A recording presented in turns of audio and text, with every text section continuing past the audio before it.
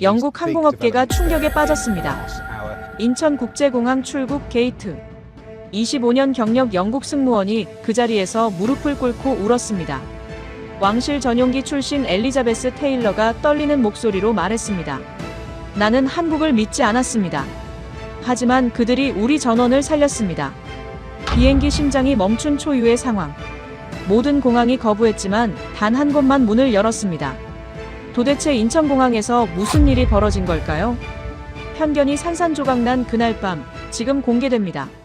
시작 전에 구독과 좋아요 버튼을 눌러주시면 영상 제작에 큰 힘이 됩니다. 지금 이 이야기를 어디에서 듣고 계신지도 댓글로 알려주세요. 그럼 바로 시작할게요. 안녕하세요. 저는 엘리자베스 테일러입니다. 브리티시 에어웨이즈에서 25년째 근무하고 있는 수석 승무원이죠. 런던 히드로 공항을 베이스로 주로 장거리 노선을 담당해 왔습니다. 뉴욕, 두바이, 싱가포르, 그리고 서울까지요. 특히 저는 7년간 영국 왕실 전용기 승무원으로 일했던 경력이 있습니다. 찰스 왕세자님과 윌리엄 왕자님의 해외 순방에 동행했고 그분들이 직접 제 이름을 불러주셨던 기억이 아직도 생생합니다. 한국과의 인연은 5년 전부터 시작됐어요. 회사에서 서울 노선 확대를 결정하면서 저를 아시아팀으로 배치했습니다. 솔직히 말하면 처음엔 조금 실망했어요. 왕실 전용기에서 일반 상업 노선으로 게다가 동양 노선이라니. 물론 겉으로 내색하진 않았지만 속으로는 내 경력에 비해 아까운데라는 생각이 있었습니다. 서울은 깨끗하고 현대적인 도시였어요. 하지만 제가 익숙한 런던이나 파리와는 달랐습니다. 뭐랄까, 아직 유럽만큼의 깊이는 없다고 느꼈죠. 공항도 마찬가지였습니다. 인천공항이 넓고 편리하긴 했지만 히드로나 샤를 드골 같은 오래된 허브 공항들이 가진 무게감은 없다고 생각했어요. 그저 빠르게 성장한 신흥공항 정도로 봤습니다. 오늘은 런던 히드로 공항 터미널 5 게이트 A23에서 출발하는 BA218편이었어요. 싱가포르까지 13시간 비행입니다. 보잉 777-302R 기종이고 승객은 총 298명이 탑승했습니다. 저는 항상 그렇듯 출발 2시간 전에 도착해서 브리핑을 받았어요. 기장은 데이비드 맥컬럼, 52세의 베테랑입니다. 비행시간 2만 시간이 넘는 분이죠. 부기장은 젊은 여성 조종사 사라첸, 중국계 영국인으로 실력이 뛰어난 친구예요. 저를 포함해 객실 승무원은 총 12명이었습니다. 브리핑룸에서 기장님이 말씀하셨어요. 오늘 날씨는 대체로 양호합니다. 다만 일본 상공에 약간의 난기류가 예상되니까 그 구간만 주의하면 됩니다. 엘리자베스, 오늘도 잘 부탁해요. 물론이죠, 기장님. 언제나처럼요. 저는 미소를 지으며 대답했습니다. 25년간 수백 번 들었던 브리핑이었어요. 익숙했고 편안했고 예측 가능했습니다. 탑승이 시작됐습니다. 퍼스트 클래스 14명, 비즈니스 클래스 48명, 이코노미 클래스 236명. 저는 비즈니스 클래스를 담당했어요. 이 구간에는 항상 익숙한 유형의 승객들이 앉습니다. 좌석 2어에는 투자은행 CEO로 보이는 남성이 앉았어요. 50대 중반 맞춤 정장에 금태 안경, 노트북을 꺼내자마자 화면이 가득한 차트를 보기 시작했습니다. 따뜻한 수건 가져다 드릴까요? 아, 고맙소. 그나저나 오늘 와이파이 상태 괜찮나요? 중요한 거래건이 있어서요. 네, 전 구간 안정적입니다. 좌석 사시에는 의료기기 회사 회장으로 보이는 여성이 앉았어요. 60대 초반 단정한 헤어스타일에 진주 목걸이를 하고 있었습니다. 그녀의 서류 가방에는 대형 제약회사 로고가 보였죠. 실례합니다. 샴페인 드시겠어요? 아니, 괜찮아요. 대신 생수 주세요. 탄산 없는 거로요. 바로 가져다 드리겠습니다. 좌석 6위에는 국제변호사로 보이는 남성이 있었어요. 40대 후반 회색 정장에 명품 시계를 차고 있었고 손에는 두꺼운 계약서 뭉치를 들고 있었습니다. 싱가포르까지 얼마나 걸리죠? 약 13시간 예정입니다. 그럼 충분히 잘 수 있겠네요. 도착하면 바로 미팅이라서요. 편히 쉬실 수 있도록 도와드리겠습니다. 이런 승객들을 저는 수없이 봐왔어요. 성공한 사람들, 자신감 넘치는 사람들, 세상이 자기 중심으로 돌아간다고 믿는 사람들. 나쁜 사람들은 아닙니다. 단지 자신의 세계가 전부라고 생각하는 거죠. 이코노미석으로 내려가 봤습니다. 젊은 부부가 갓난아기를 안고 있었어요. 아기는 귀여운 분홍색 모자를 쓰고 있었고 부모는 약간 긴장한 표정이었습니다. 첫 비행이세요? 네, 아기 데리고는 처음이에요. 괜찮을까요? 걱정 마세요. 제가 25년간 봐온 아기들 다 잘 지냈어요. 필요한 거 있으면 언제든 불러주세요. 젊은 엄마가 안도의 미소를 지었습니다. 뒤쪽에는 70대로 보이는 노부부가 앉아 있었어요. 할아버지는 지팡이를 좌석 옆에 기대놓고 있었고 할머니는 손을 꽉 잡고 있었습니다. 편하게 앉으셨나요? 네, 고맙습니다. 싱가포르에 사는 손주 보러 가요. 얼마나 기다리셨겠어요? 좋은 시간 되실 거예요. 할머니가 주름진 손으로 제 손을 가볍게 두드려 주셨어요. 모든 승객이 탑승을 마쳤습니다. 저는 마이크를 들고 안내방송을 시작했어요. 신사숙녀 여러분, 브리티시 에어웨이즈 BA218편에 탑승해 주셔서 감사합니다. 저는 수석 승무원 엘리자베스 테일러입니다. 오늘 런던에서 싱가포르까지 약 13시간 비행할 예정이며 방송을 하는 동안 제 머릿속은 자동으로 돌아갔어요. 25년간 수천 번 했던 말들. 익숙했고 안전했고 예측 가능했습니다. 기체가 활주로로 이동했어요. 엔진 소리가 커지고 속도가 붙기 시작했습니다. 이륙의 순간, 바퀴가 땅에서 떨어지는 그 부드러운 감각. 저는 이 순간을 25년간 수천 번 느껴왔지만 여전히 좋았어요. 런던의 불빛이 점점 작아졌습니다. 구름 위로 올라가자 하늘은 맑고 고요했어요. 기장님의 목소리가 기내에 울려 퍼졌습니다. 신사숙녀 여러분, 현재 고도 1만 미터에 도달했습니다. 안전벨트 표시등이 꺼지면 편히 쉬셔도 됩니다. 싱가포르까지 순조로운 비행 되겠습니다. 저는 갤리로 돌아가 다른 승무원들과 식사 준비를 시작했어요. 비즈니스 클래스 메인 코스는 구운 연어와 안심 스테이크 중 선택이었고 이코노미는 치킨 커리와 파스타였습니다. 2시간쯤 지났을까요? 식사 서비스가 끝나고 대부분의 승객들이 영화를 보거나 잠들기 시작했어요. 기내는 조용했고 조명은 어두워졌습니다. 저는 통로를 천천히 걸으며 승객들 상태를 확인했어요.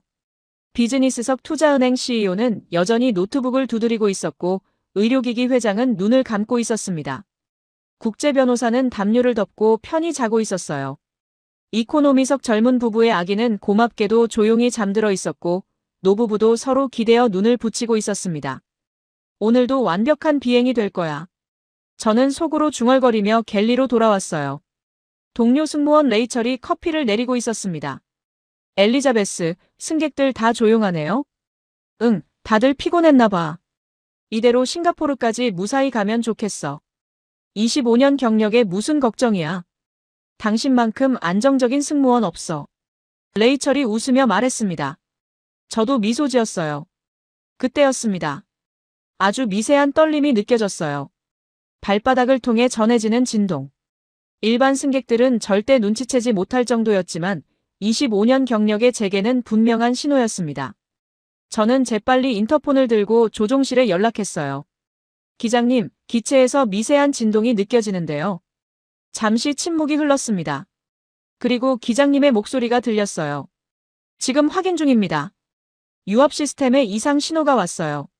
제 심장이 빨라지기 시작했습니다. 유압 시스템. 비행기의 조종관, 바퀴, 플랩을 움직이는 핵심 장치. 심각한가요? 아직 확실하지 않습니다. 조금 더 지켜봐야 해요. 승객들은 안심시켜주세요. 알겠습니다. 저는 인터폰을 내려놓고 깊게 숨을 들이켰어요. 레이첼이 제 표정을 보더니 물었습니다. 뭔데? 아직 몰라. 일단 지켜봐야 해. 저는 침착하게 대답했지만 손은 미세하게 떨리고 있었어요. 25년간 수많은 비행을 했지만 이런 예감은 처음이었습니다. 기체는 계속 날아갔습니다. 승객들은 여전히 조용했고 아무도 이상을 눈치채지 못했어요. 하지만 저는 알았습니다. 뭔가 잘못되고 있다는 것을. 그리고 그 예감은 틀리지 않았습니다. 일본 상공, 고도 1만 500m. 기체가 도쿄 관제권에 진입한 지 20분쯤 지났을 때였습니다. 저는 갤리에서 다음 서비스 준비를 하고 있었어요. 그때 조종석에서 경고음이 울렸습니다.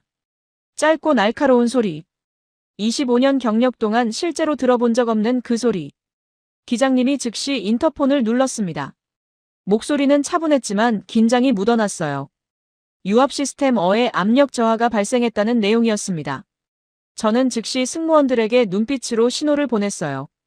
레이철과 다른 승무원들이 고개를 끄덕였습니다. 우리는 아무렇지 않은 척 각자의 위치로 흩어졌죠. 비즈니스석을 지나가는데 투자은행 CEO가 노트북에서 고개를 들었습니다. 그는 미세한 기체 떨림을 느낀 듯 했어요. 하지만 곧 다시 화면으로 시선을 돌렸습니다. 별일 아니라고 판단한 거죠. 영국 항공이니까, 보잉 777이니까 괜찮을 거라고 믿는 얼굴이었습니다. 의료기기 회장은 여전히 눈을 감고 있었고 국제 변호사는 담요를 더 끌어당기며 뒤척였어요. 승객들은 평화로웠습니다. 아직은 5분이 지났습니다. 조종석에서 다시 연락이 왔어요. 기장님의 목소리가 전보다 더 낮아져 있었습니다. 백업 시스템인 UAB로 전환했지만 상황을 계속 주시하겠다는 내용이었죠. 저는 침착하게 대답했지만 등골이 서늘해졌습니다. 항공기의 유압 시스템은 이중 안전장치로 되어 있어요. 어가 고장나면 B가 작동하고 B마저 문제가 생기면 백업 인시가 있습니다. 하지만 어에 문제가 생겼다는 것 자체가 심각한 신호였어요. 이런 고장은 보통 연쇄적으로 발생하니까요. 10분 후 제 예감이 현실이 됐습니다. 두 번째 경고음. 이번엔 더 길고 더 급박했어요. 유압 시스템 B까지 압력이 떨어지기 시작했습니다. 기장님이 부기장과 긴급 체크리스트를 확인하는 소리가 들렸어요. 무전기 너머로 들리는 빠른 대화, 계기판 버튼을 누르는 소리, 그리고 침묵. 인터폰에서 기장님의 목소리가 다시 들렸습니다. 이번엔 달랐어요. 여유가 사라졌습니다. 유압 시스템 어와 B 모두 고장. 현재 백업 시스템 C로만 비행 중. 조종관 반응 속도 70%로 저하. 비상 착륙 준비 필요. 제 손이 떨렸습니다. 하지만 저는 숨을 깊이 들이마시고 침착함을 유지했어요. 승무원들을 하나씩 불러 상황을 설명했습니다. 모두의 얼굴이 창백해졌지만 아무도 당황하지 않았어요. 우리는 훈련받은 전문가들이었으니까요. 기내는 여전히 조용했습니다. 대부분의 승객들이 자고 있었고 깨어있는 사람들도 영화에 집중하거나 책을 읽고 있었어요. 아무도 몰랐습니다. 지금 이 순간 우리가 얼마나 위험한 상황에 놓여 있는지. 기장님이 기내 방송을 켰습니다. 목소리는 놀라울 정도로 차분했어요. 기술적 문제로 인해 예정보다 일찍 착륙할 수도 있다는 안내였습니다. 안전벨트를 착용하고 좌석을 원위치로 해달라는 요청. 전혀 다급하지 않은 마치 일상적인 변경 사항을 알리는 듯한 톤이었죠. 하지만 승객들의 반응은 즉각적이었습니다. 잠자던 사람들이 눈을 떴고 영화를 보던 사람들이 화면을 멈췄어요. 기내 분위기가 순식간에 바뀌었습니다. 비즈니스석 투자은행 CEO가 호출 버튼을 눌렀어요. 저는 재빨리 다가갔습니다. 그의 질문은 예상했던 것이었어요. 무슨 문제냐고, 심각한 거냐고, 얼마나 걸리냐고. 저는 미소를 지으며 안심시켰습니다. 단순한 기술적 점검이고 안전을 위한 예방 조치라고요. 하지만 제 미소 뒤에 숨겨진 긴장을 그가 눈치챘는지는 모르겠어요. 의료기기 회장이 눈을 떴습니다. 그녀는 즉시 상황을 파악하는 듯 했어요. 오랜 경험으로 다져진 직감이었을까요? 그녀는 아무 말 없이 안전벨트를 확인하고 창밖을 바라봤습니다. 이코노미석에서 아기 울음소리가 들렸어요. 갑작스러운 방송에 놀라 깬 거였습니다. 젊은 엄마가 당황해서 아기를 달래고 있었고 주변 승객들도 하나둘 수군거리기 시작했죠. 저는 통로를 따라 천천히 걸으며 승객들을 안심시켰습니다. 괜찮다고, 곧 착륙할 거라고, 걱정하지 말라고. 하지만 제 속은 타들어가고 있었어요. 조종석에서 세 번째 경고음이 울렸습니다. 유압 시스템 C마저 압력이 불안정해지기 시작했습니다. 이제 남은 건 없었어요. 세 개의 시스템이 모두 무너지고 있었습니다. 기장님과 부기장의 급박한 대화가 들렸어요. 비상 착륙 공항을 찾아야 했습니다. 지금 당장. 도쿄 나리타 공항에 연락했습니다. 하지만 돌아온 답은 착륙 불가였어요. 태풍이 접근 중이라 활주로를 닫았다는 거였습니다. 오사카 간사이 공항도 마찬가지였어요. 기상 악화로 모든 착륙이 중단된 상태. 타이베이는 어떤가요? 기장님이 물었습니다. 역시 불가. 폭우와 강풍으로 가시거리 제로. 상하이는요? 안개로 인해 시간당 착륙 제한. 현재 대기 항공기만 7대. 선택지가 하나씩 사라지고 있었습니다. 연료는 35분치밖에 남지 않았어요. 유압 시스템은 계속 악화되고 있었고 조종간 반응 속도는 50% 아래로 떨어졌습니다. 그때 부기장이 말했어요. 인천은 어떨까요? 인천국제공항에 비상신호를 보냈습니다. 응답은 즉각적이었어요. BA218편 비상신호 수신 완료. 유압 전손실 상황 확인했습니다. 활주로 15살 비상 착륙 준비 시작합니다. 현재 기상 상태 양호, 풍속 12노트, 시정 10km 이상. 착륙 가능합니다. 그 목소리는 놀라울 정도로 침착했어요. 흔들림이 없었고 망설임도 없었습니다. 마치 이런 상황을 수없이 경험한 사람처럼 단호하고 확실했죠. 하지만 비즈니스석에서 즉각 반응이 나왔습니다. 투자은행 CEO가 안전벨트를 풀고 일어섰어요. 그의 항의는 강했습니다. 왜 일본이 아니라 한국이냐고, 한국공항이 이런 대형 사고를 처리할 경험이 있느냐고, 통계적으로 일본이 더 안전하지 않느냐고. 목소리가 커지면서 주변 승객들도 불안해하기 시작했어요. 의료기기 회장도 동조했습니다. 설비 규모와 경험치를 고려하면 일본이 더 확실하다고요. 국제변호사는 법적 책임 문제까지 거론했습니다. 기내 분위기가 급격히 나빠졌어요. 승객들의 불안이 공포로 바뀌고 있었습니다. 저는 그들을 진정시키려 했지만 쉽지 않았어요. 그때 기장님의 목소리가 기내 전체에 울려 퍼졌습니다. 현재 연료는 30분치입니다. 일본 공항들은 모두 기상 악화로 폐쇄됐습니다. 인천이 유일한 선택입니다. 짧고 명확한 선언이었어요. 더 이상의 논쟁은 없었습니다. 기체가 방향을 틀기 시작했습니다. 서쪽으로 한국으로. 저는 창밖을 바라봤어요. 어둠 속에서 희미하게 육지의 불빛들이 보이기 시작했습니다. 그리고 저는 속으로 물었습니다. 정말 괜찮을까? 한국이 우리를 받아줄 수 있을까?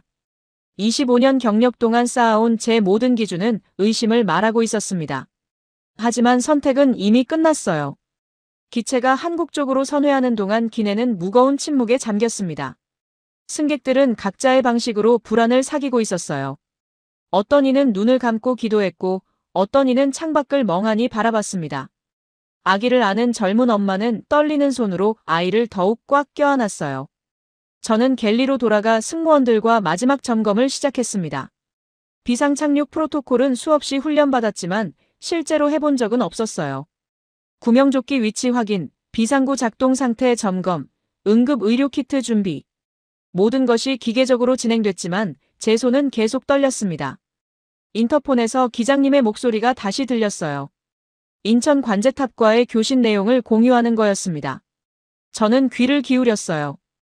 관제사는 현재 풍향, 풍속, 기압, 활주로 상태를 실시간으로 전송하고 있었습니다. 목소리에는 여전히 흔들림이 없었어요. 오히려 더 구체적이고 더 정확해졌습니다. 활주로 15살 길이 3,750m, 표면 마찰 계수 0.7 비상 차량 배치 완료 예정 시간까지 분 단위로 알려주고 있었어요. 부기장이 물었습니다. 유압 전손실 상황에서 착륙 경험이 있느냐고요. 관제사의 답변은 짧았습니다. 2019년 화물기 유압 고장 사례가 있었고 전원 무사히 처리했다고요. 매뉴얼은 준비되어 있고 팀은 대기 중이라고요. 그 답변을 들은 기장님의 어깨가 조금 내려갔습니다. 하지만 기내 뒤쪽에서는 다른 반응이 나오고 있었어요. 비즈니스석 투자은행 CEO가 다시 호출 버튼을 눌렀습니다. 저는 한숨을 쉬며 그쪽으로 갔어요. 그의 얼굴은 붉어져 있었고 목소리에는 분노가 섞여 있었습니다. 그는 통계 자료를 들먹였어요. 일본 공항들의 연간 비상 착륙 처리 건수, 유럽 안전 등급, 항공사 평가 순위. 한국은 그 어떤 항목에서도 일본이나 유럽 주요 공항보다 위에 있지 않다고 주장했습니다. 그의 논리는 명확했어요. 검증된 곳으로 가야 한다는 거였죠. 의료기기 회장이 거들었습니다. 그녀는 더 냉정했어요. 의료 대응 시스템을 따져봐야 한다고 했습니다. 대형 사고 발생 시 트라우마 센터 운영 경험, 다국적 환자 응대 능력, 보험 처리 시스템까지. 그녀의 걱정은 구체적이었고 어쩌면 합리적으로 들렸어요. 국제 변호사는 더 날카로웠습니다. 만약 착륙 과정에서 문제가 생기면 누가 책임지느냐고 물었어요. 한국 법 체계가 국제항공사고를 처리할 준비가 되어 있느냐고요. 그의 질문에는 불신이 가득했습니다. 저는 그들의 말을 조종실에 전달했어요. 기장님은 잠시 침묵하더니 답했습니다. 현재 유압 시스템 심마저 30% 이하로 떨어졌다고요. 일본까지 갈 연료도 시간도 없다고요. 인천이 아니면 바다에 불시착해야 한다고요. 저는 그 말을 그대로 전했습니다. CEO의 얼굴이 새하얗게 변했어요. 회장은 입술을 깨물었고 변호사는 할 말을 잃었습니다. 하지만 그들의 침묵은 동의가 아니었어요. 체념이었습니다. 마지못해 받아들이는 거였죠. 그들의 표정에서 읽을 수 있었어요. 여전히 한국을 신뢰하지 않는다는 것을요. 저 역시 솔직히 불안했습니다. 25년간 런던, 파리, 뉴욕, 도쿄의 공항들을 거쳐왔어요. 그곳들의 시스템을 받고 그곳들의 대응을 경험했습니다. 인천도 여러 번 갔지만 비상 상황은 한 번도 없었어요. 평소에는 괜찮아 보였지만 진짜 위기 상황에서는 어떨지 알 수 없었습니다. 기체가 고도를 낮추기 시작했어요. 8,000m, 7,000m. 유압이 거의 없는 상태에서 하강하는 건 위험했습니다. 조종간 반응이 느렸고 기체가 미세하게 흔들렸어요. 이코노미석에서 누군가 비명을 질렀습니다. 기체가 한쪽으로 기울었다가 다시 바로잡혔거든요. 승객들의 불안이 공포로 번지기 시작했어요. 아기 울음소리가 더 커졌고 노부부는 서로의 손을 더욱 꽉 쥐었습니다. 저는 기내방송 마이크를 들었어요. 목소리가 떨릴까봐 심호흡을 했습니다. 승객 여러분께 안내드립니다. 현재 비상 착륙 준비 중입니다. 안전벨트를 다시 한번 확인해 주시고 앞 좌석 등받이를 원위치로 해주세요. 승무원 안내에 따라주시면 안전하게 착륙하겠습니다. 제 목소리는 생각보다 안정적으로 나왔어요.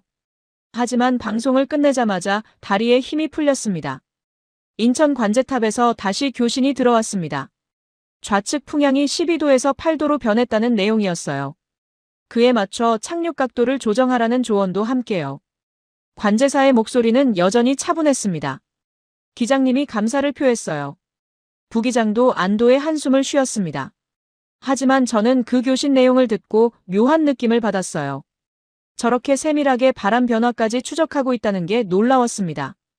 고도 5,000m. 창밖으로 한국의 불빛들이 보이기 시작했어요. 서울의 도심 불빛, 고속도로를 달리는 차들의 불빛, 그리고 멀리 바다 위에 반짝이는 인천공항의 불빛. 저는 그 광경을 보며 생각했습니다. 저 불빛들 아래 누군가 우리를 기다리고 있을까요? 정말로 준비가 되어 있을까요? 비즈니스석을 다시 지나가는데 이상한 장면을 봤어요. 한 승객이 조용히 기도하고 있었습니다. 한국계 영국인으로 보이는 40대 남성이었어요. 그는 눈을 감고 두 손을 모은 채 무언가 중얼거리고 있었습니다. 저는 무의식적으로 그에게 다가갔어요. 그가 눈을 떴습니다. 얼굴에는 묘한 평온함이 있었어요. 인천을 믿으세요. 그의 말은 짧았습니다. 하지만 그 목소리에는 확신이 담겨 있었어요. 저는 물었습니다. 왜 그렇게 확신하느냐고요? 그는 대답했습니다. 자신이 15년 전 인천공항에서 일했다고요. 그곳 사람들을 안다고요. 그들은 절대 포기하지 않는다고요. 저는 그 말을 듣고 묘한 위로를 받았습니다. 하지만 동시에 생각했어요. 15년 전 이야기가 지금도 유효할까요? 고도 3,000m. 기체 흔들림이 심해졌습니다. 유압 없이 비행하는 건 거대한 새를 맨손으로 조종하는 것과 같았어요. 기장님과 부기장이 온 힘을 다해 조종관을 잡고 있었지만 기체는 계속 좌우로 흔들렸습니다. 관제사가 다시 교신했어요. 현재 활주로에 비상차량 42대 배치 완료. 의료진 15개 팀 대기 중. 소방차량 18대 준비 완료. 그 숫자들이 놀라웠습니다. 42대, 15개 팀, 18대. 저는 순간 의심했어요. 과장이 아닐까요? 정말 저렇게 많은 장비와 인력을 동원할 수 있을까요? 하지만 기장님의 반응은 달랐습니다. 그는 안도했어요. 고맙다고 답했습니다. 고도 2,000m. 이제 육지가 가까웠습니다. 인천공항의 불빛이 선명하게 보였어요. 활주로 불빛들이 일렬로 늘어서 있었고 그 주변으로 수많은 차량 불빛들이 움직이고 있었습니다. 저는 그 광경을 보며 깨달았어요. 관제사의 말이 과장이 아니었다는 것을요. 정말로 준비되어 있었습니다. 비즈니스석 CEO가 창밖을 보고 있었어요. 그의 표정에 변화가 생겼습니다. 놀람이었을까요? 아니면 여전히 의심이었을까요? 저는 알 수 없었어요. 고도 1000m. 기장님이 최종 착륙 준비 방송을 했습니다. 승무원들은 각자의 위치로 갔고 저는 비상구 근처 점프 시트에 앉았어요. 안전벨트를 매는 제 손이 떨렸습니다. 25년 경력이 무색하게 두려웠어요. 하지만 동시에 이상한 기대감도 있었습니다. 과연 한국이 우리를 받아줄 수 있을까요? 그 답은 곧 나올 예정이었습니다. 고도 800m. 기체가 최종 접근 단계에 들어섰습니다. 창밖으로 인천의 야경이 펼쳐졌어요. 고층 빌딩들의 불빛, 다리 위를 달리는 자동차들, 그리고 바다 위에 떠 있는 거대한 인천공항. 평소라면 아름답다고 느꼈을 풍경이지만 지금은 그저 두려웠습니다. 기내는 죽음처럼 조용했어요. 누구도 말하지 않았고 숨소리조차 조심스러웠습니다. 모두가 각자의 방식으로 이 순간을 견디고 있었죠. 저는 점프시트에 앉아 승객들을 바라봤어요. 아기를 아는 젊은 엄마는 아이 머리에 입을 맞추고 있었고 노부부는 평생을 함께한 듯한 손길로 서로를 꽉 붙잡고 있었습니다. 비즈니스석에서는 또 다른 움직임이 일어나고 있었어요. 투자은행 CEO가 자리에서 일어나 기장실 쪽으로 걸어가려 했습니다. 저는 재빨리 일어나 그를 막았어요. 지금은 모두가 착석해야 한다고, 기장님을 방해하면 안 된다고 말했습니다. 하지만 그는 물러서지 않았어요. 목소리를 낮춰 말했습니다. 마지막으로 일본 공항을 재고려해야 한다고요. 지금이라도 방향을 틀 수 있지 않느냐고요. 한국 공항이 정말 이런 상황을 감당할 수 있는지 확신이 서지 않는다고요. 그의 눈빛에는 공포가 가득했습니다. 하지만 그것만은 아니었어요. 깊숙이 박힌 불신도 함께 있었습니다. 평생 쌓아온 기준, 검증된 것만 믿어온 습관, 동양을 서양보다 한 단계 아래로 보는 오래된 편견. 그 모든 게 지금 그의 판단을 흐리고 있었어요. 의료기기 회장도 합류했습니다. 그녀는 더 구체적이었어요. 한국의 응급의료체계가 유럽 수준인지 의문이라고 했습니다. 특히 외국인 환자 처리 경험이 부족하지 않겠느냐고요. 언어 소통 문제, 보험 처리 절차, 의료 기록 관리까지. 그녀의 걱정은 전문적으로 들렸지만 역시 그 밑바닥에는 의심이 깔려 있었어요. 저는 그들을 진정시키려 했습니다. 하지만 솔직히 저 자신도 확신이 없었어요. 그들의 말에 일리가 있었으니까요. 저 역시 평생 유럽 기준으로 세상을 봐왔으니까요. 고도 600m. 기체가 더 낮아졌습니다. 유압 없는 비행기는 마치 다친 새처럼 불안정했어요. 왼쪽으로 기울었다가 오른쪽으로 흔들렸습니다. 기장님과 부기장이 온 힘을 다해 조종간을 잡고 있었지만 기체는 말을 듣지 않았어요. 이코노미석에서 비명이 터져나왔습니다. 짐칸에서 무언가 떨어지는 소리가 들렸고 산소 마스크가 천장에서 떨어질 뻔했어요. 공포가 기내 전체를 휩쓸었습니다. 누군가 울기 시작했고 그 울음은 전염병처럼 번졌습니다.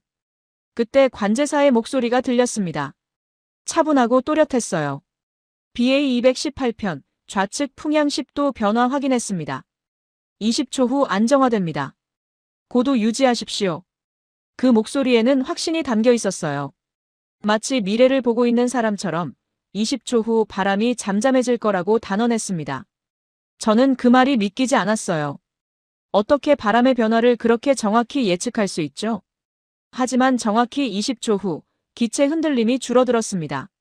마치 보이지 않는 손이 기체를 붙잡아준 것처럼 안정됐어요. 기장님이 놀란 목소리로 말했습니다.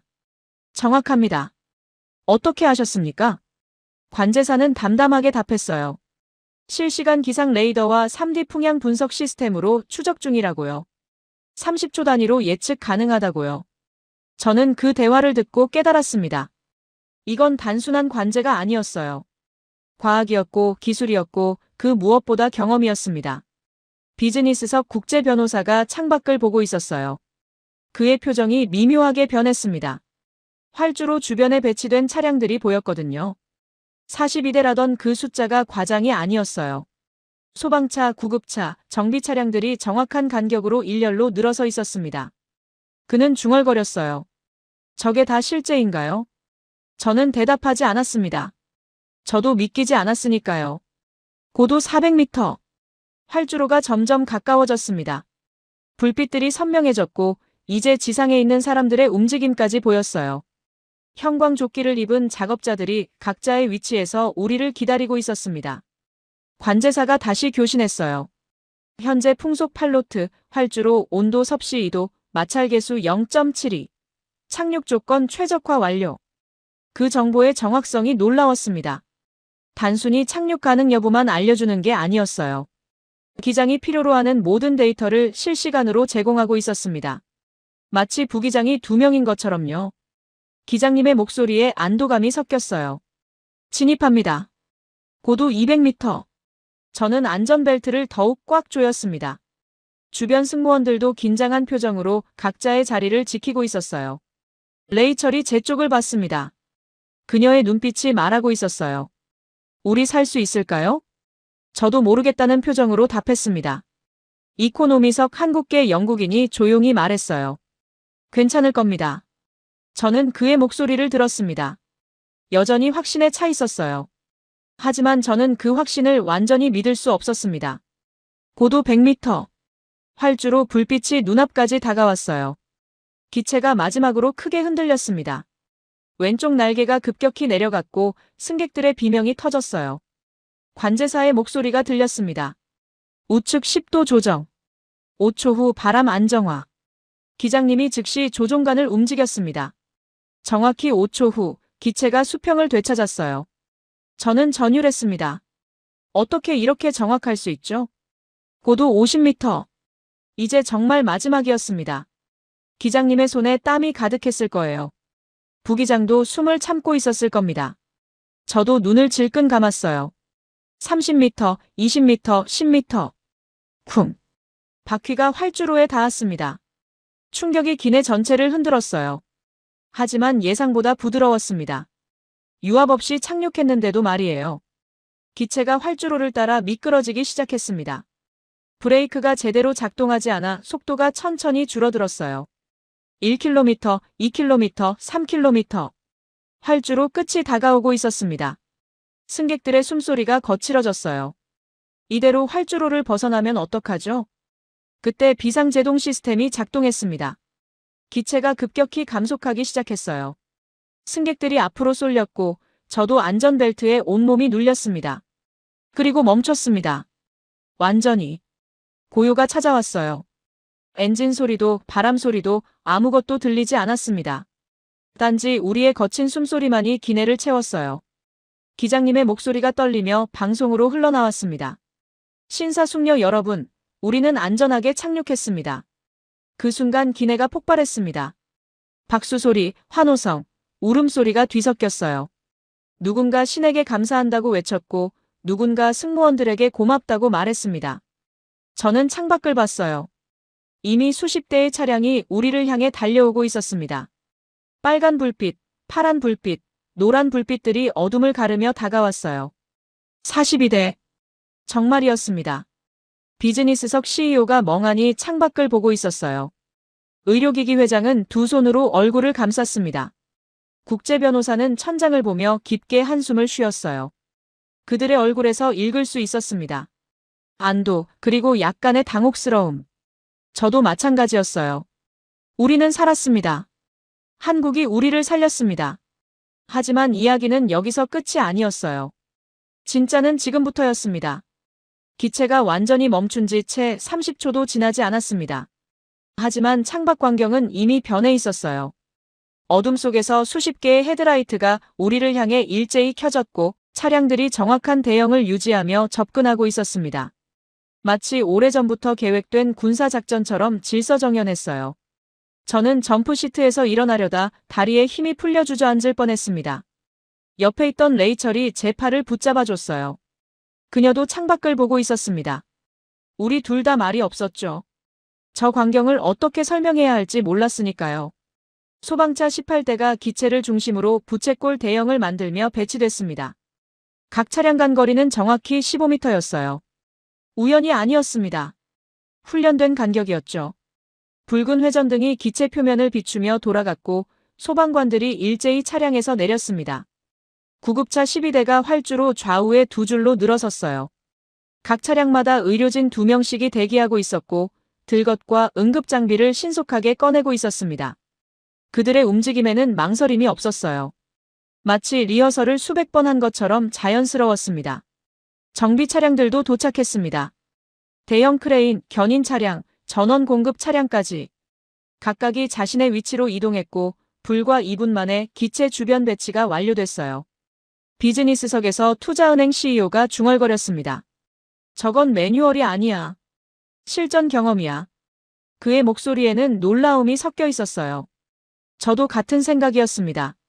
저렇게 신속하고 정확한 배치는 단순히 규정을 따라서 나올 수 있는 게 아니었어요. 수없이 반복해서 몸에 밴 움직임이었습니다. 기체 문이 열렸습니다. 차가운 공기가 밀려 들어왔고 그 사이로 한국 구조대원 3명이 올라왔어요. 선두는 50대 초반으로 보이는 남성이었습니다. 키는 크지 않았지만 어깨가 넓었고 눈빛이 또렷했어요. 그는 기내를 한번 훑어본 뒤 저에게 다가왔습니다. 승무원님, 인천공항 비상대응팀입니다. 부상자 확인 시작하겠습니다. 그의 한국어를 제가 통역했어요. 목소리는 차분했지만 단호했습니다. 질문이나 설명을 기다리지 않았어요. 즉시 행동으로 옮겼습니다. 3명의 구조대원이 기내로 흩어졌습니다.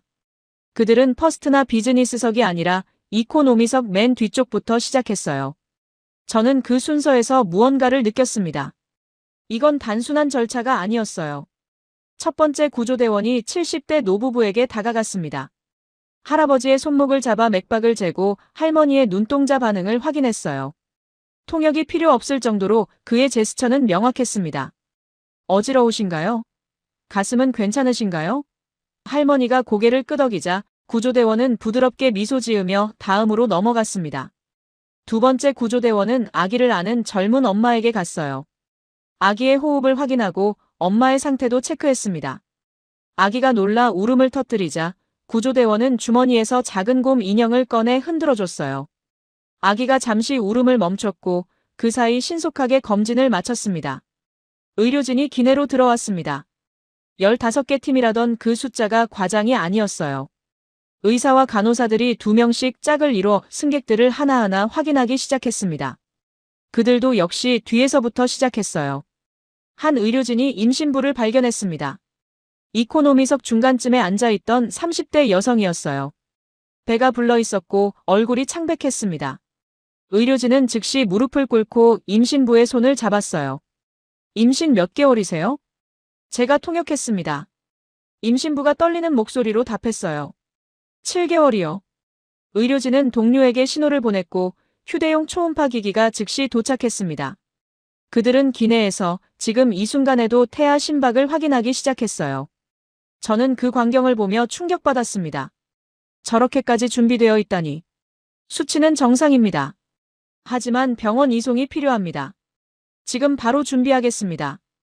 의료진은 임신부의 손을 꽉 잡아주며 안심시켰어요. 임신부가 눈물을 흘리자 간호사가 부드럽게 어깨를 두드려줬습니다. 비즈니스석으로 의료진이 올라왔습니다. 투자은행 CEO 앞에 멈춰 선 의사가 공손하게 물었어요. 불편하신 곳 있으십니까? CEO는 손을 저었습니다. 괜찮아요. 다른 사람들 먼저 봐주세요. 하지만 의사는 그냥 지나치지 않았어요. 혈압 한번 재겠습니다. 안전 확인 차원입니다. CEO가 마지못해 팔을 내밀었고 의사는 신속하게 혈압을 쟀습니다. 수치를 확인한 뒤 고개를 끄덕였어요. 정상입니다. 하지만 스트레스 수치가 높으시네요. 물 드시는 게 좋겠습니다. 의사는 생수 한 병을 건네고 다음 승객으로 넘어갔습니다. CEO는 그 물병을 들고 멍하니 앉아 있었어요. 표정이 복잡했습니다. 의료기기 회장이 조용히 말했습니다. 저 사람들 순서가 다르네요. 국제변호사가 고개를 끄덕였어요. VIP 먼저가 아니라 필요한 사람 먼저야. 그들의 대화를 들으며 저도 깨달았습니다. 이건 유럽이나 미국의 응급대응과 달랐어요.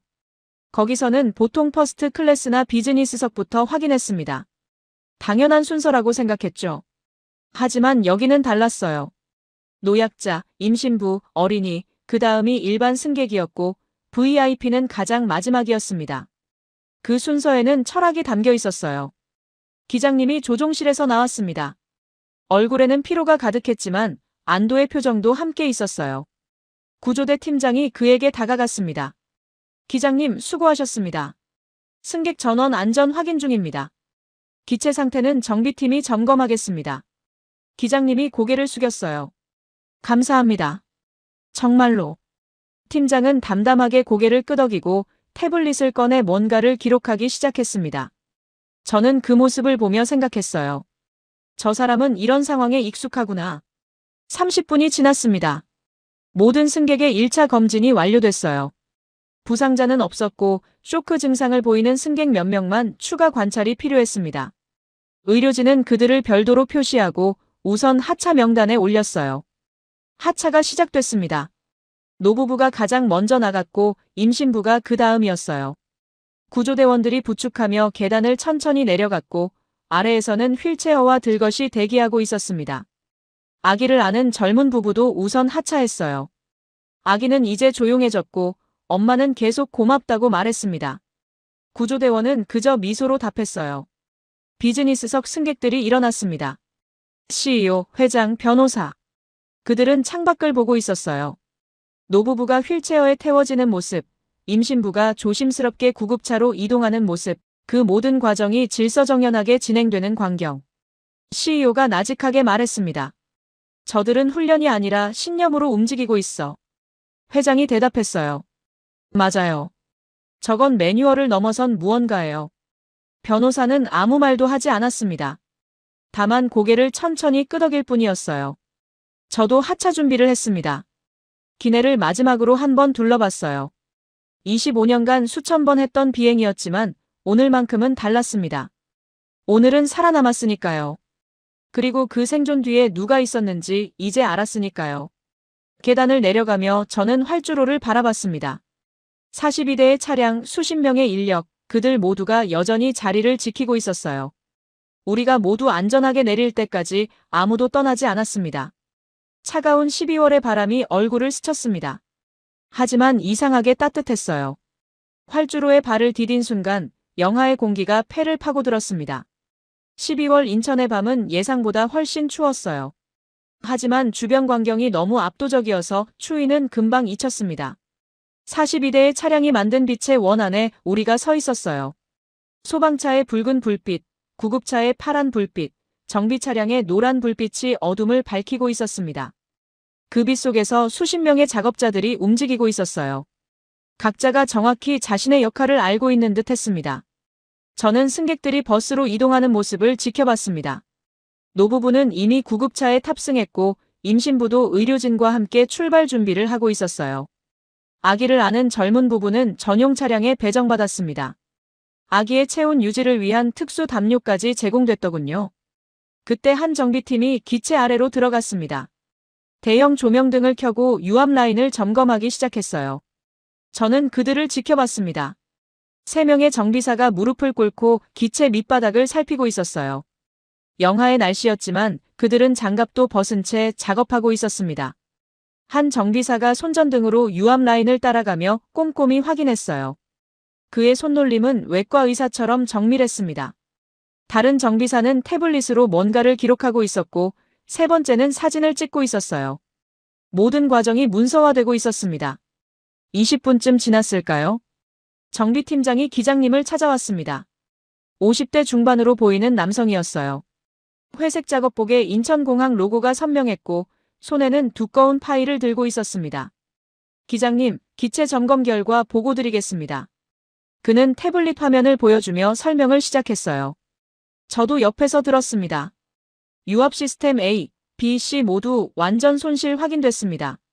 원인은 주 유압 펌프의 베어링 파손입니다. 여기 사진 보시면 금속 조각들이 보이시죠? 이게 유압 라인 전체를 막았습니다. 그의 설명은 구체적이었어요. 전문 용어였지만 이해할 수 있을 정도로 천천히 그리고 명확하게 말했습니다. 착륙까지 버틴 게 기적입니다. 보통 이 정도면 10분 내에 전체 시스템이 마비됩니다. 기장님이 수동 조작을 완벽하게 하셨기에 가능했던 거예요. 기장님의 얼굴이 창백해졌습니다. 그럼 만약 일본까지 갔더라면요? 팀장의 대답은 단호했어요. 불가능했을 겁니다. 연료 문제 이전에 조종 자체가 불가능해졌을 거예요. 저는 등골이 서늘해졌습니다. 우리가 얼마나 위험한 상황이었는지 이제야 실감했어요. 그리고 인천을 선택한 게 얼마나 정확한 판단이었는지도요. 팀장은 계속 설명했습니다. 이 모든 데이터는 영국 항공안전국과 보잉 본사에 이미 전송했습니다. 사고 조사에 필요한 모든 자료도 준비해뒀습니다. 내일 오전까지 상세 보고서가 완성될 예정입니다. 기장님이 놀란 표정으로 물었어요. 벌써요? 이렇게 빨리 문서화가 가능한가요? 실시간 기록 시스템입니다. 비상 신호받은 순간부터 모든 과정이 자동으로 저장됩니다. 저는 그 말을 듣고 깨달았습니다. 이건 사후 처리가 아니었어요. 처음부터 모든 게 기록되고 있었던 거였습니다. 비즈니스석 VIP들도 주변 광경을 지켜보고 있었어요. 투자은행 CEO는 정비팀이 작업하는 모습을 유심히 관찰하고 있었습니다. 의료기기 회장은 의료진이 장비를 정리하는 과정을 봤고요. 국제변호사는 전체 대응 시스템의 흐름을 파악하려는 듯 했습니다. CEO가 제게 다가왔습니다. 저 정비사들 몇 시간째 밖에 있는 거죠? 비상 신호 받고 바로 나왔다고 들었어요. 1시간 반쯤요. 1시간 반을 저 추위에요? 그의 목소리에 놀라움이 섞였습니다. 차 안에 있으면 혹시 모를 상황에 늦을 수 있다고 했어요. CEO는 아무 말 없이 정비사들을 바라봤습니다. 그들의 손은 추위로 붉게 변해 있었고 입김이 하얗게 피어올랐어요. 하지만 그들은 계속 작업했습니다. 멈추지 않았어요. 의료기기 회장이 한숨을 쉬었습니다. 저건 의무감이 아니에요. 저건 다른 거예요. 뭔데요? 제가 물었습니다. 회장은 잠시 망설이다 대답했어요. 사명감이에요. 사람을 대하는 태도요. 그 말에 저도 고개를 끄덕였습니다. 맞았어요. 저 사람들의 움직임에는 특별한 게 있었습니다. 단순히 일을 하는 게 아니라 사람을 살리고 있다는 확신이 있었어요. 구조대 팀장이 다가왔습니다. 그는 저를 포함한 승무원 전체를 모았어요. 승무원 여러분, 수고 많으셨습니다. 현재 승객 전원 안전하게 이송 완료했습니다. 여러분도 호텔로 이동하시겠습니다. 3일간 숙박과 식사가 제공되고 필요하신 물품은 모두 준비되어 있습니다. 저는 놀랐습니다. 3일이요? 네. 심리 상담과 건강검진이 필요합니다. 외상 후 스트레스 관리 프로그램도 준비되어 있고요. 그건 의무인가요? 레이첼이 물었습니다. 팀장이 고개를 저었어요. 의무는 아닙니다. 하지만 권장합니다. 이런 상황을 겪으신 분들은 며칠 후에 증상이 나타나는 경우가 많거든요. 저는 그의 말에서 경험을 느꼈습니다. 이런 상황을 여러 번 봤고 사후 관리의 중요성을 알고 있는 사람이었어요. 숙소 배정이 시작됐습니다. 승객들은 이미 인근 호텔들로 출발한 상태였고 우리 승무원들도 차량에 탑승했어요. 저는 창밖으로 활주로를 마지막으로 바라봤습니다. 정비팀은 여전히 작업 중이었어요. 소방팀도 장비를 정리하고 있었고요. 모든 게 끝날 때까지 그들은 자리를 지킬 것 같았습니다. 호텔까지 가는 20분 동안 차 안은 조용했습니다. 모두가 각자의 생각에 잠겨 있었어요. 저는 창밖 풍경을 봤습니다. 밤늦은 시간인데도 도로는 깨끗했고 가로등은 밝았어요. 호텔에 도착했을 때 놀라운 광경이 기다리고 있었습니다. 로비에는 이미 우리를 위한 데스크가 설치돼 있었고 직원 6명이 대기하고 있었어요. 체크인은 5분 만에 끝났습니다. 여권 확인, 룸키 전달, 식사 안내까지 모든 게 신속했어요. 각 방에는 이미 기본 생필품이 준비돼 있었습니다. 칫솔, 수건, 옷까지 심지어 사이즈별로 여러 벌이 놓여 있었어요. 화장대 위에는 작은 카드가 있었습니다. 편히 쉬십시오. 필요하신 게 있으면 언제든 연락 주세요. 24시간 지원 가능합니다. 저는 그 카드를 보며 눈시울이 뜨거워졌습니다. 왜 그랬는지 모르겠어요. 피곤해서였을까요? 아니면 안도감 때문이었을까요? 아마 둘 다였을 겁니다. 샤워를 하고 침대에 누웠습니다.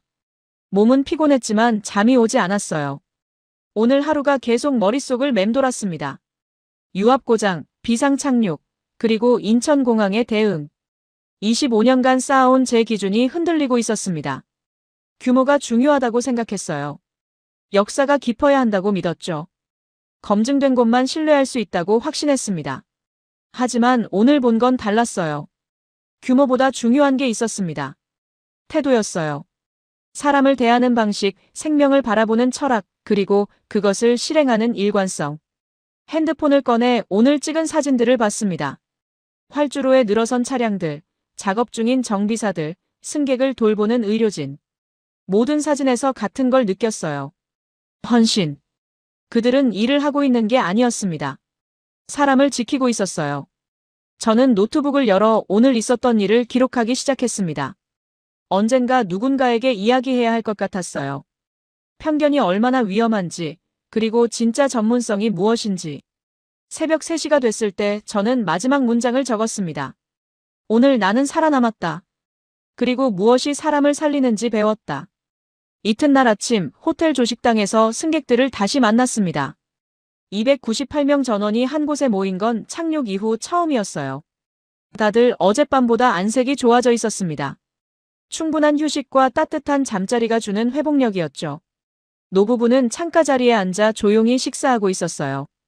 할아버지의 손떨림이 많이 줄어든 게 보였습니다. 임신부는 남편과 함께 있었는데 얼굴에 혈색이 돌아 있었어요. 아기를 안았던 젊은 부부도 보였습니다.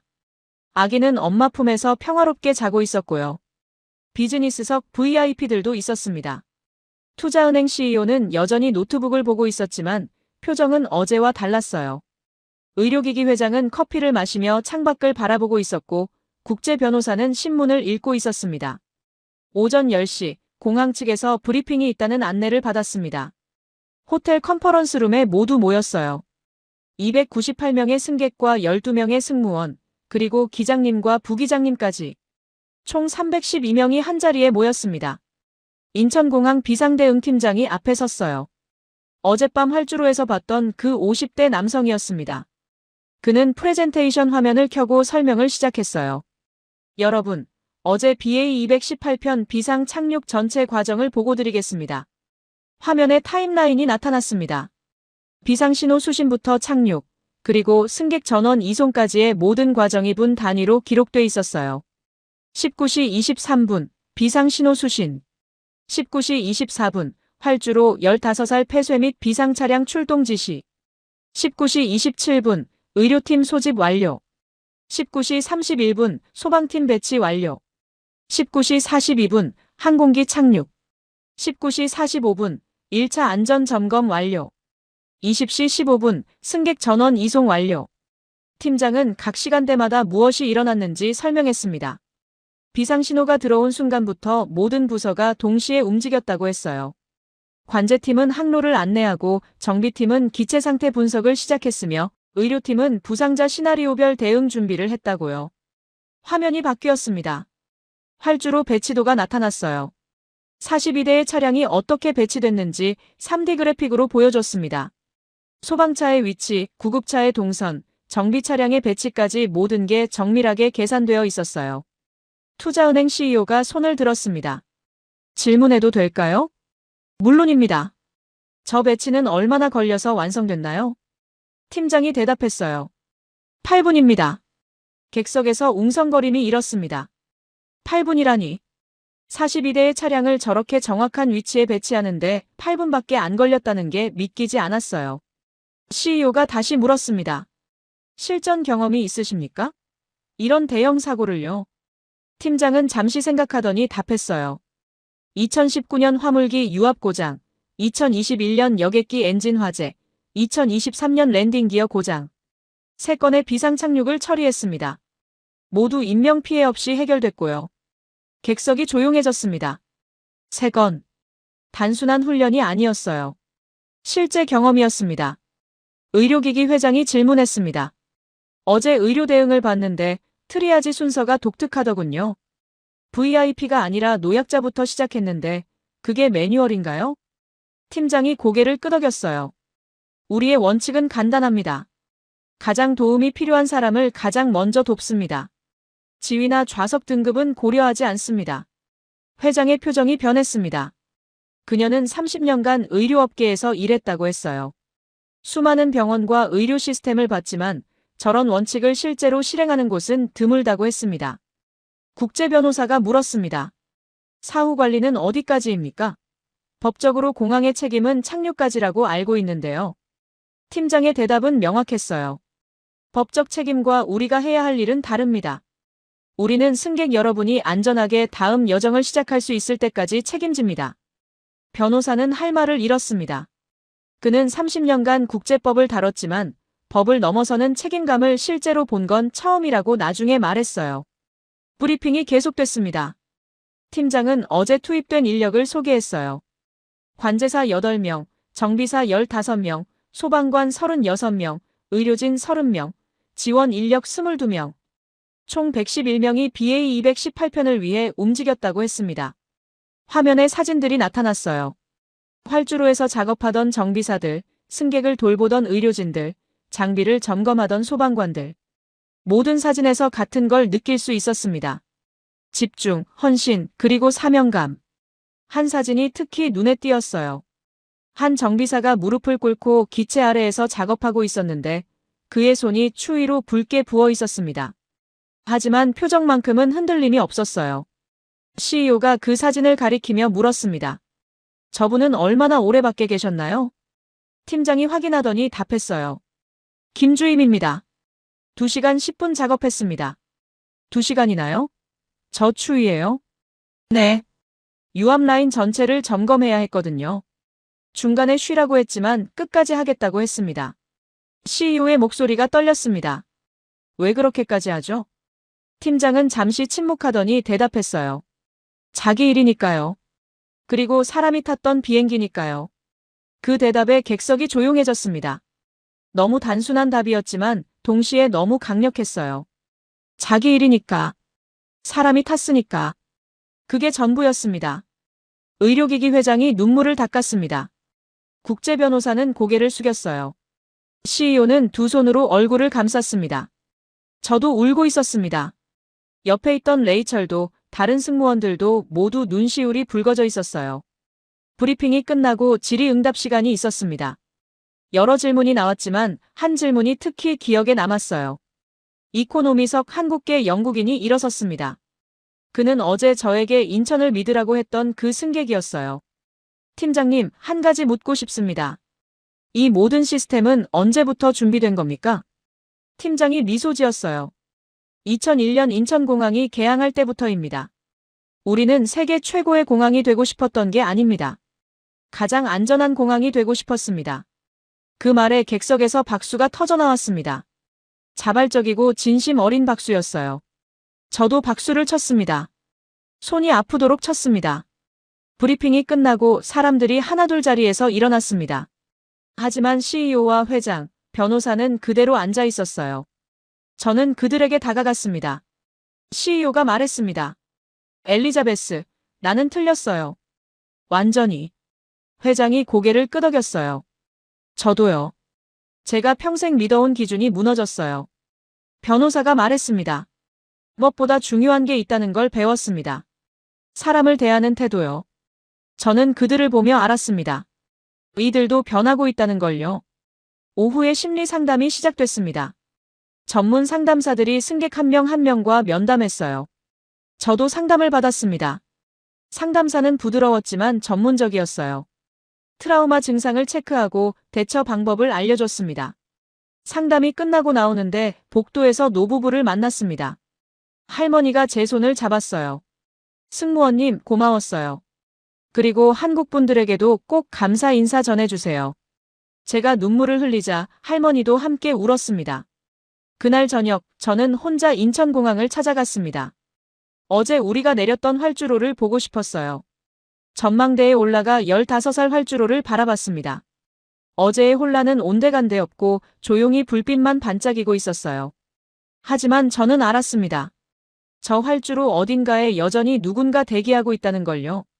다음 비상을 위해, 다음 생명을 위해. 25년 경력의 자부심이 무너졌습니다. 하지만 새로운 기준이 생겼어요. 진짜 전문성이 무엇인지, 진짜 품격이 무엇인지.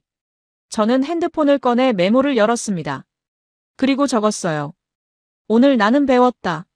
사람을 지키는 건 규모가 아니라 태도다. 출국 전날 밤이었습니다. 3일간의 인천 체류가 끝나가고 있었어요. 내일 아침이면 우리는 각자의 목적지로 떠날 예정이었습니다. 런던으로 돌아가는 사람들, 싱가포르로 계속 가는 사람들, 그리고 다른 곳으로 향하는 사람들. 저는 호텔방에서 짐을 정리하고 있었습니다. 3일 동안 받은 물품들이 생각보다 많았어요. 옷가지, 세면도구, 그리고 인천공항에서 보내온 작은 선물 상자. 열어보니 한국 전통 매듭으로 만든 열쇠고리가 들어있었고 작은 카드가 함께 있었습니다. 무사히 여정을 이어가시길 바랍니다. 언제든 다시 오세요. 저는 그 카드를 한참 들여다봤습니다. 단순한 인사말이었지만 진심이 느껴졌어요.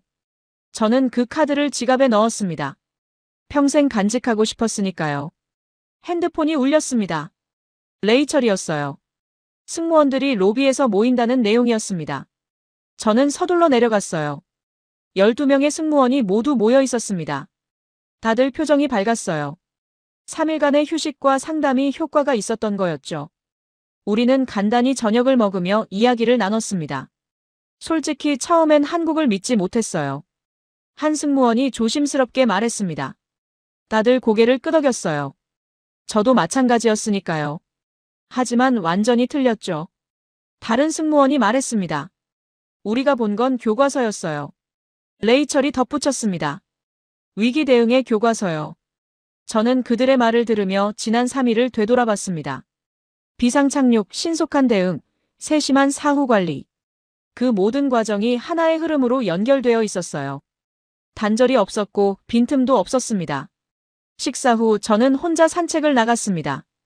호텔에서 인천공항까지는 차로 10분 거리였지만 저는 걸어가기로 했어요. 마지막으로 이곳을 제대로 보고 싶었으니까요.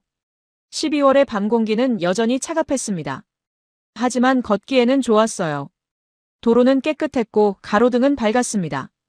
가끔 지나가는 차들이 있었지만 시끄럽지 않았어요. 30분쯤 걸었을까요? 인천공항이 보이기 시작했습니다. 거대한 유리 건물이 불빛을 받아 반짝이고 있었어요.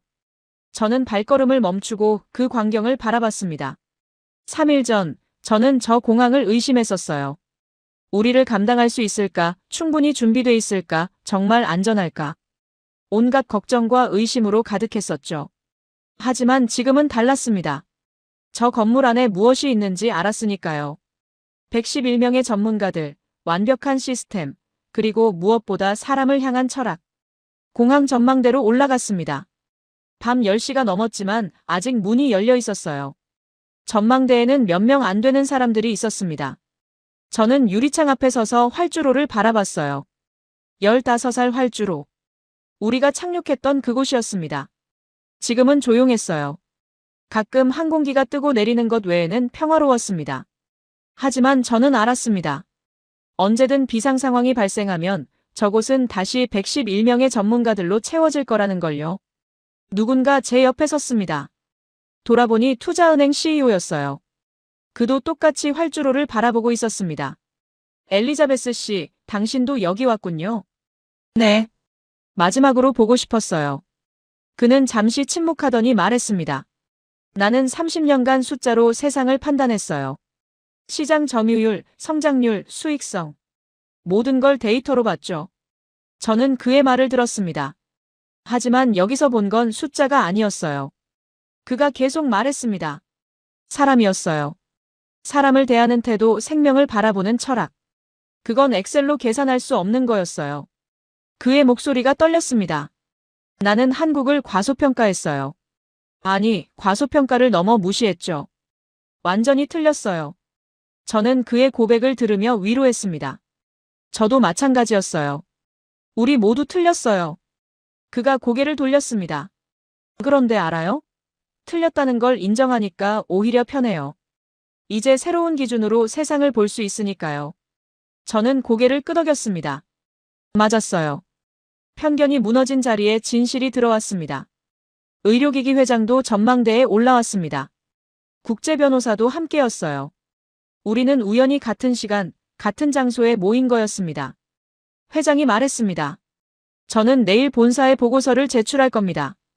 우리 회사의 응급대응 프로토콜을 전면 수정하겠다고요. 변호사가 덧붙였습니다. 저도 마찬가지입니다. 제가 속한 로펌의 위기관리 매뉴얼에 인천공항 사례를 추가하겠습니다. CEO가 말했습니다. 저는 투자 기준을 바꿀 겁니다. 이제 숫자만 보지 않겠어요. 사람을 보겠습니다. 저는 그들의 말을 들으며 깨달았습니다.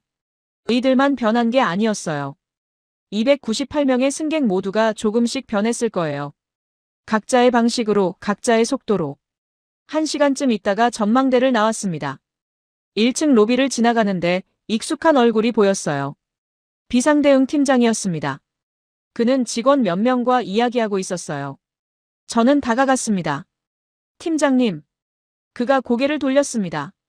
아, 승무원님. 어떻게 여기까지요? 마지막으로 인사드리고 싶어서요. 팀장이 미소 지었습니다. 내일 출국이시죠? 네. 런던으로 돌아갑니다. 무사한 여정 되시길 바랍니다. 저는 잠시 망설이다 물었습니다. 팀장님, 하나만 물어봐도 될까요? 물론입니다. 왜 이렇게까지 하시나요? 법적 의무 이상으로요. 팀장은 잠시 생각하더니 답했습니다. 법은 최소한이에요. 우리가 해야 할 일의 시작점이죠. 끝이 아니라요. 그럼 끝은 어디인가요? 승객이 안전하게 다음 여정을 시작할 때요. 그때가 끝입니다. 저는 그 말을 듣고 눈물이 났습니다. 참으려 했지만 흘러나왔어요. 감사합니다. 정말로. 팀장이 제 손을 잡았습니다. 천천히 따뜻하게. 안전하게 돌아가세요. 그리고 기억해 주세요. 여기는 언제든 열려 있습니다. 저는 고개를 숙여 인사했습니다. 90도로 깊이 숙였어요. 25년 경력 동안 누군가에게 이렇게 깊이 인사한 적이 없었습니다. 호텔로 돌아왔습니다. 방에 들어가 노트북을 열었어요. 브리티시 에어웨이즈 본사에 보낼 보고서를 작성하기 시작했습니다. 제목은 이렇게 적었습니다. BA218편 비상 착륙 보고서 마이너스 인천국제공항 대응 사례 분석. 저는 3일간 경험한 모든 것을 기록했습니다.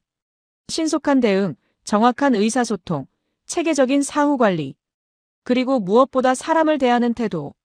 보고서 마지막 문장은 이렇게 썼습니다. 인천국제공항의 대응은 단순한 매뉴얼 준수가 아니었습니다. 생명을 대하는 철학의 실천이었습니다.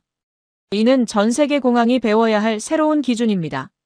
저장 버튼을 누르고 노트북을 덮었습니다. 내일 아침 본사에 전송할 예정이었어요. 침대에 누워 천장을 바라봤습니다. 3일 전에 제가 떠올랐어요. 한국을 의심하고 일본을 고집하고 편견으로 가득했던 제 모습. 부끄러웠지만 인정했습니다. 그리고 지금의 제가 떠올랐어요. 새로운 기준을 가진, 더 넓은 시야를 가진, 겸손함을 배운 제 모습. 저는 미소 지었습니다. 다음 날 아침 공항으로 가는 버스 안에서 승객들을 봤습니다. 노부부는 손을 잡고 창밖을 보고 있었고 임신부는 남편과 조용히 대화하고 있었어요. 젊은 부부의 아기는 평화롭게 자고 있었습니다. 비즈니스석 VIP들도 있었습니다. 그들의 표정은 3일 전과 완전히 달랐어요. 오만함은 사라지고 그 자리에 겸손함이 자리 잡고 있었습니다. 탑승 게이트 앞에서 우리는 마지막 인사를 나눴습니다. 공항 직원들이 도열해 있었어요. 팀장도 있었습니다. 승객 여러분, 무사한 여정 되시길 바랍니다. 그의 말에 승객들이 박수를 쳤습니다. 자발적이고 따뜻한 박수였어요. 저도 박수를 쳤습니다. 눈물을 흘리면서요. 비행기에 올랐습니다. 새 항공기였어요. 좌석에 앉아 창밖을 봤습니다. 인천공항이 보였어요. 저는 그곳을 한참 바라봤습니다. 이륙 준비가 시작됐습니다. 엔진 소리가 커지고 기체가 움직이기 시작했어요. 활주로를 달리고 바퀴가 땅에서 떨어졌습니다. 인천의 불빛이 점점 작아졌습니다. 하지만 제 마음속에서는 더 커졌어요. 저는 가방에서 노트를 꺼냈습니다. 그리고 적었습니다. 2025년 겨울, 나는 인천에서 다시 태어났다. 25년 경력이 무너지고 새로운 기준이 섰다. 진짜 전문성은 규모가 아니라 태도에서 나온다. 진짜 품격은 지위가 아니라 사람을 대하는 방식에서 나온다. 이것을 평생 기억하겠다. 창밖으로 별이 빛나고 있었습니다. 저는 미소 지으며 눈을 감았어요. 집으로 가고 있었지만 동시에 새로운 여정을 시작하고 있었습니다. 더 나은 사람이 되기 위한 여정을요.